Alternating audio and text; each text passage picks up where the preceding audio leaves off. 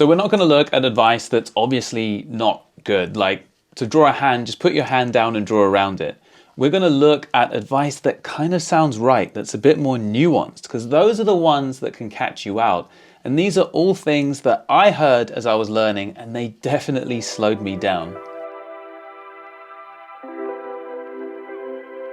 You might have seen tutorials that look like these about how to draw one specific thing like an eye. You've probably seen loads of these. Some of these will help you progress, but many will set you back. At first glance, they look pretty much the same. So which is which depends on what specific things they focus on in the tutorial and what you want to achieve as a student. But let's take the most common situation, which is you're trying to learn to draw people, to draw faces. And as part of that, you want to learn to draw eyes. So you go to one of these tutorials, but you happen to click on the wrong one. How to draw an eye. So we're going to start with a circle, and we're going to draw a line like this. And then we're going to add another line like this, and then you'll do this line. So then you can follow along with the tutorial, copying line by line, and you might end up with a really nice looking eye drawing, which is great, and you feel like you learned something, but then you go to draw a face and it might look something like this, filled with these classic beginner mistakes. And that's because this kind of thing reinforces that symbol of what we think an eye looks like, which is something we're trying to move beyond. It also really makes you think about the face in terms of the features, the eyes, the nose, the mouth, and not the underlying forms and planes of the head and the face. And also it really encourages you to think towards rendering and detail, and that's not really... Hey you! Why are you talking crap about my tutorial?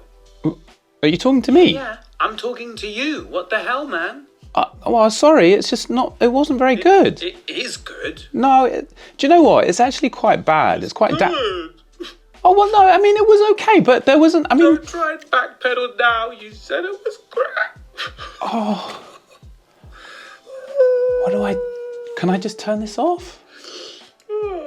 How do I turn this off? So what do the good tutorials do instead? They focus on the underlying forms. So things like the head structure, they might talk about the skull and the eye socket. You might even look at the planes of the head, and like the Asaro head, for example.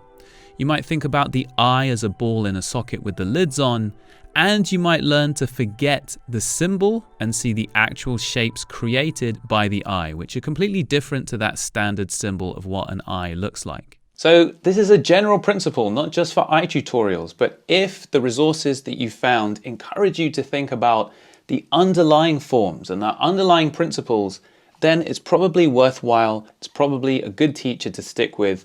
But if they're encouraging you to really reinforce these standardized symbols of what things look like, then you might need to proceed with caution, unless you really just want to draw that kind of exact eye from that one angle. So all you need to do is draw a lot. Just like a lot of myths and misconceptions, there is a pretty big grain of truth to this. Very often when someone comes to me and they say, I'm stuck, I want to, get to this level in this time, and I'm not getting there. How can I improve faster?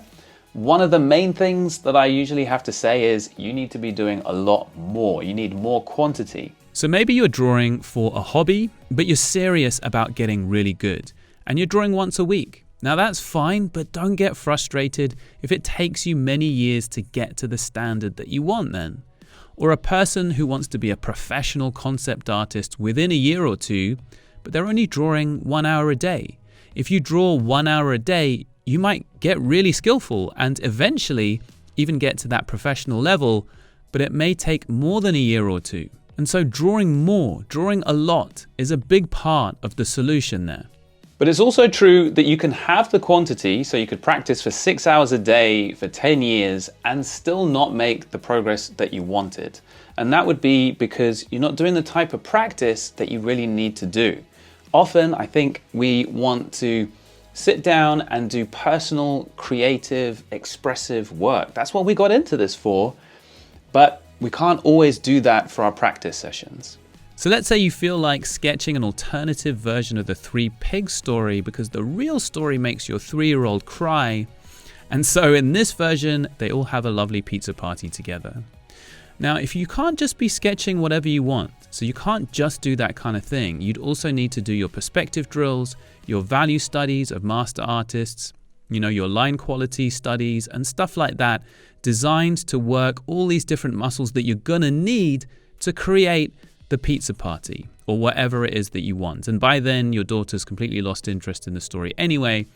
But whatever your personal unique thing is, whatever your style is, 99% of the time, you need those drills. And that might sound boring, but trust me, the fun of drawing is going to be 10 times greater when you have these skills in place and you can just draw however you want.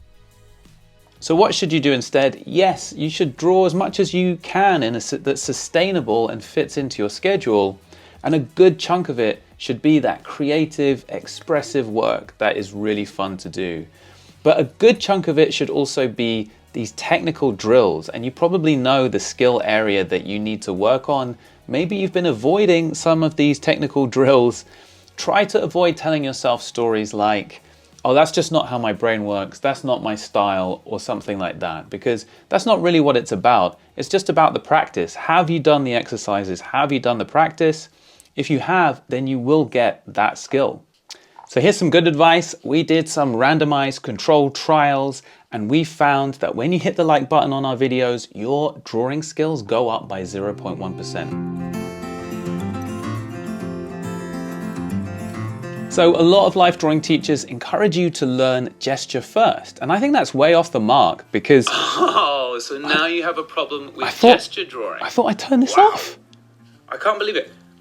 So here's 3 reasons why gesture drawing should be learned by beginners. Okay, go on.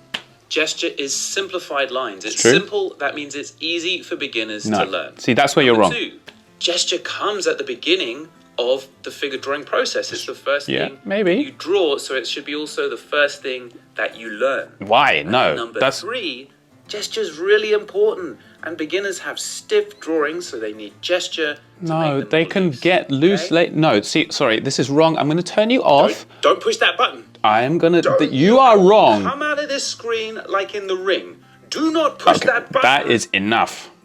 The reality is that gesture isn't really a beginner skill. It looks simple, but it's pretty hard. It's harder than drawing details. To see and capture gesture successfully means you should probably have some understanding of the major landmarks and forms in the figure. That's going to help you see ideas like the squash and stretch in the torso, for example. Now, I think quite a few teachers have a blind spot where they see these things instinctively without thinking, and it's been a long time since they knew what it was like to not be able to see these things. In our guide to what to learn and in what order, you'll learn about landmarks of the figure first and what they tell you about the underlying forms that you see. And then you try to understand the relationships between these things. So the angle changes between the rib cage and the pelvis and stuff like that. And there's a few different skills and exercises that I can link to below that are going to help you get all the way up to that 7th skill, which is gesture drawing. So Love Life Drawing is just here to help you become as good at drawing the human figure as you possibly can be and have a ton of fun while you're doing it. So to that end, we have made some really cool improvements. So our reference library, our Fresh Eyes Challenge, and our really friendly, supportive community, they're all in one place now. And the reference library, which we add to every week, has some cool new features because now you can choose the time interval to create different figure drawing sessions for yourself. Karina, who's our new Love Life Drawing team member and instructor, is active in the community with me. She provides super useful feedback, especially for the Fresh Eyes Challenge. And we're going to be doing live streams on the community page too, so it's an amazing place for any life drawing enthusiast like you. The best part of the community is the super friendly, like-minded people there. So come and check it out. It's all free to join and access, and the link is below. Also, these videos on the screen are going to help you understand how to progress through the skills of figure drawing. So click on the one on the left if you're a beginner, and the one on the right if you're intermediate or advanced.